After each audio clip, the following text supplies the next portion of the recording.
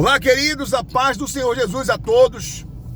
Nessa manhã de adoração aqui em Belém do Pará, em meio a uma COP30, parei um pouquinho aqui com o meu trabalho, parei um pouquinho aqui com meus afazeres para deixar uma palavra ao teu coração, que tem como tema o choro que transforma. Baseado aqui em Mateus, capítulo 26, versículo número 73 ao 75, que nos diz assim: logo depois, aproximando-se os que ali estavam, disseram a Pedro: verdadeiramente também tu és deles, pois a tua fala te denuncia. Então começou ele a praguejar e a jurar, dizendo: não conheço esse homem. E imediatamente o galo cantou. Lembrou-se Pedro das palavras de Jesus, que lhe dissera: antes que o galo cante, 3 vezes me negarás. E saindo dali, chorou amargamente. Então, nesse momento, Pedro foi reconhecido, o apóstolo Pedro foi reconhecido pelas pessoas que ali estavam, como aquele que seguia Jesus. Entenda isso. Pedro já havia sido transformado, porque a sua aparência não era mais antiga, não era como Simão, agora ele era Pedro. Aí eu preciso compreender isso. Quando eu ando com Jesus, eu sou transformado por Jesus.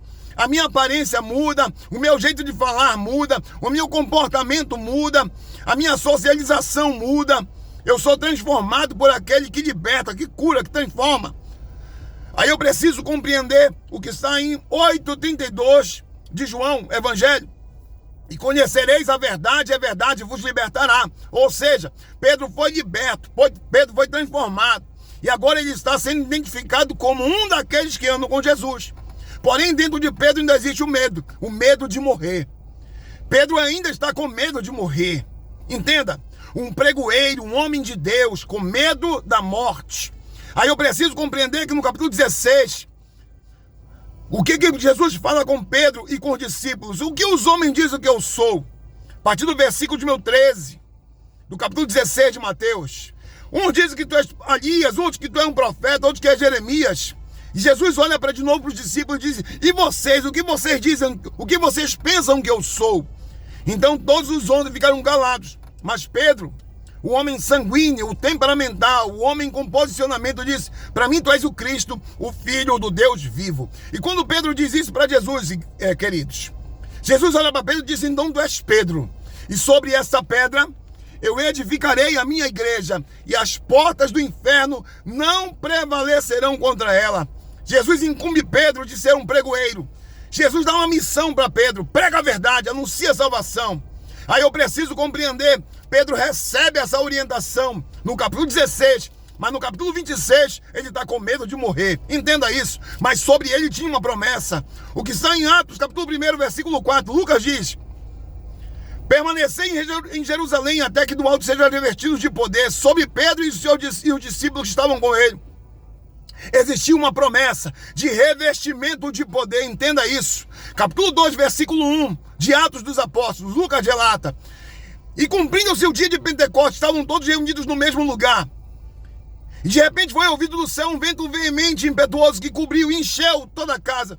E foram vistas por eles línguas repartidas como que de fogo, as quais pousaram sobre cada um deles. A promessa que Jesus fez se cumpriu. Pedro com os discípulos que estavam ali, 120 pessoas, foram enchidos, foram cheios, repletos, tomados pelo poder do Senhor. E Pedro passou a não ter medo mais da morte. Entenda isso. Após o revestimento, Pedro não teve mais medo de morrer. E quando ele escreve 2 Pedro, capítulo 1, versículo de número 14 e 15, nos diz: sabendo que brevemente hei de deixar este tabernáculo, como também nosso Senhor Jesus Cristo me tem revelado, mas também eu o procurarei em toda ocasião, que depois da minha morte tenhas lembranças destas coisas. Pedro começa a anunciar agora Jesus com veemência, com posicionamento, sem medo de morrer. Entenda isso, varão. Seja corajoso, seja ousado, não desista do teu chamado. Jesus é aquele que nos dá vida. E quando ele nos levar, nós teremos aí uma vida eterna em adoração a Cristo. Receba essa palavra em nome de Jesus.